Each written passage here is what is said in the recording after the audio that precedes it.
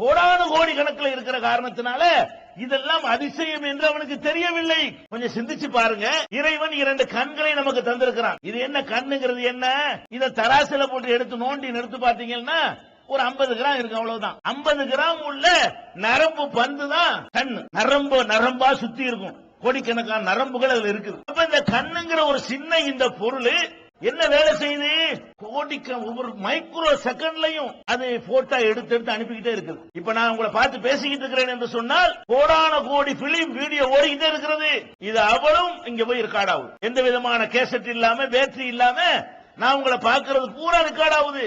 நீங்க என்னைய பார்க்கறலாம் ரெக்கார்ட் ஆகுது. அதனால தான் என்ன பண்றோம், இன்னைக்கு பார்த்த ஒருத்தரை அடுத்த வாரம் பார்க்கும்போது இவர் தான் இப்படி கண்டுபிடிக்கிறீங்க. இன்னைக்கு என்னை பாக்குறீங்க, அடுத்த வாரம் என்னை பாக்குறீங்க. உடனே என்ன பண்ணுது, போன வாரம் எடுத்த போட்டோ உள்ள இருக்குது. எங்க இருக்குது? பிலிம் இல்லாம, அது மாதிரி எந்த விதமான சிப்பும் இல்லாம உள்ளக்கு அந்த போட்டோ இருக்குது.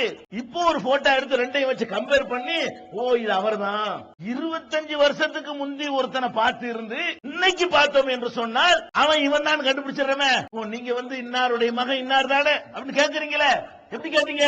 25 வருஷத்துக்கு முந்தி உங்க கண்ணு அந்த மனுஷனை அப்படியே உள்வாங்கி பதிய வைத்துக் கொண்டிருக்கிறது.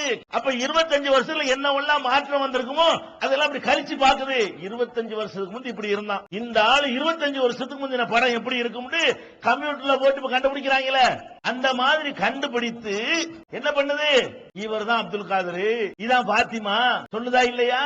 இந்த கண்ணுக்குள்ள நடக்கக்கூடிய அதிசயங்களை நீங்கள் பார்த்தால் இது எப்படி பாக்குது, இது எப்படி பிலிம் எடுத்துக்கொண்டே இருக்கிறது, ஓய்வு ஒளிச்சல் இல்லாம, பேட்டரி இல்லாம அது பாட்டுக்கு படத்தை எடுத்து தள்ளிக்கொண்டே இருக்கிறது, இது அதிசயம்னு சொல்லு.